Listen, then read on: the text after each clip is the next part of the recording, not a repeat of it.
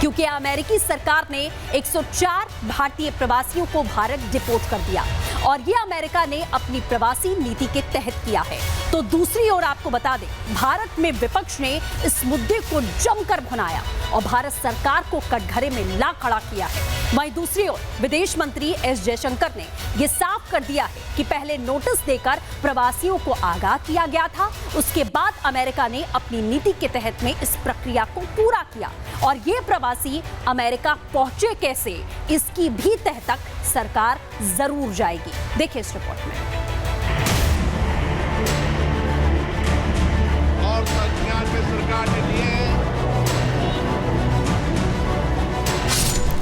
US का military plane C-17 बुधवार को अमृतसर के श्री गुरु रामदास जी इंटरनेशनल एयरपोर्ट पर अवैध प्रवासियों को लेकर पहुंचा, जिसकी तस्वीरें सामने आई तो राजनीतिक बवाल शुरू हो गया।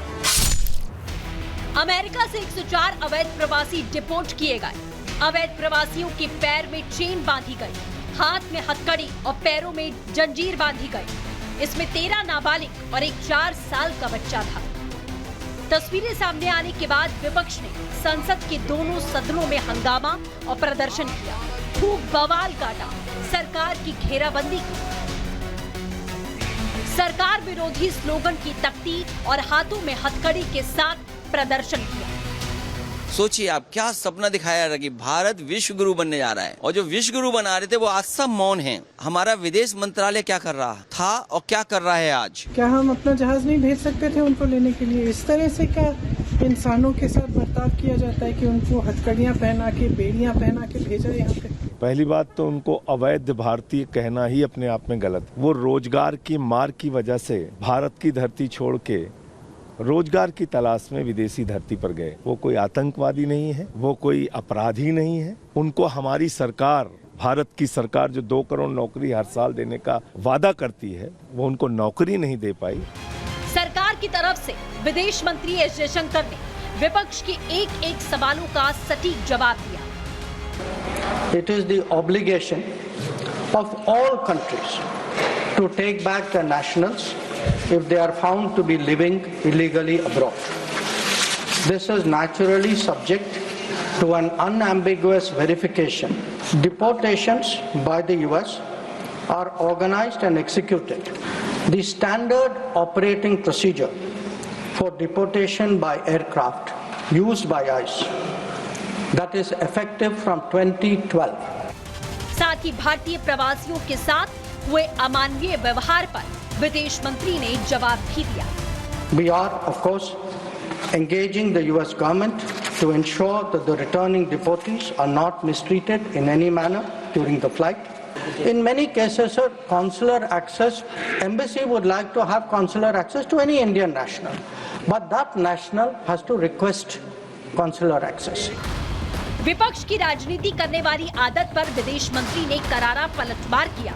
साथ ही विपक्ष के अधूरे ज्ञान पर रोशनी डालते हुए बताया कि जब एनडीए की सरकार नहीं थी तभी से प्रवासियों को डिपोर्ट किया जा रहा है।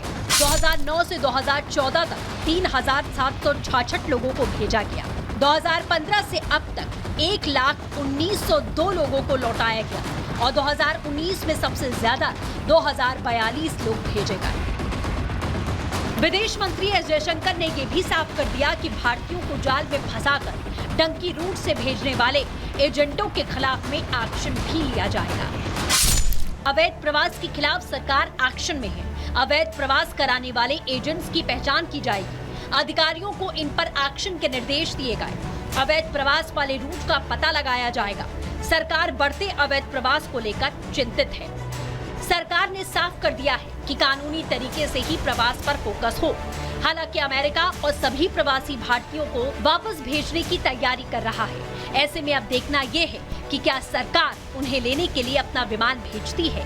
क्या अवैध प्रवासियों के साथ इस बार मानवीय व्यवहार किया जाएगा। Bureau report, Republic Bharat. आतंक का फन कुचलने का फुल प्रूफ प्लान तैयार हो चुका है। अमित शाह ने आतंक का दी एंड करने की ठान ली है। दिल्ली में हुई बैठक में शाह ने सेना को खुली छूट देते हुए यह साफ कर दिया है कि एक भी आतंकी घाटी में बचना नहीं चाहिए। पिछले कुछ समय से आप लगातार देख रहे हैं कि घाटी को अशांत करने की नाकाम कोशिश जारी है, जिसके बाद शाह ने कमान संभालते हुए फाइनल ऑर्डर दे दिया है। समझिए इस रिपोर्ट के जरिए।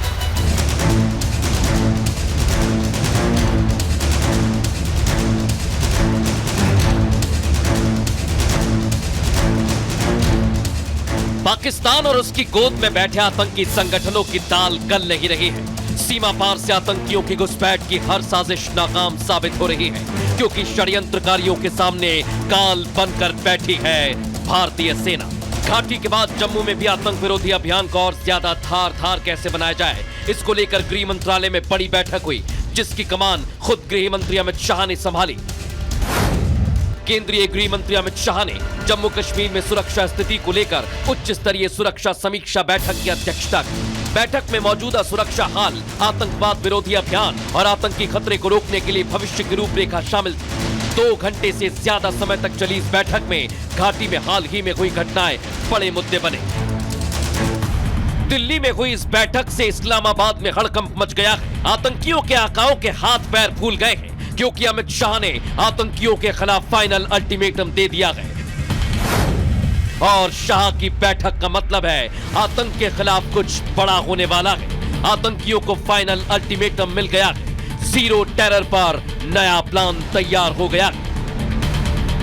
मोदी सरकार का प्लान है कि घाटी से आतंक का जहर खत्म करना है और अपनी इसी रणनीति के तहत एक्शन जारी है। शाह की बैठक के बाद सेना के आला अधिकारी तुरंत जम्मू पहुंचते हैं, जिसका सीधा मतलब है कुछ बड़ा होने वाला है।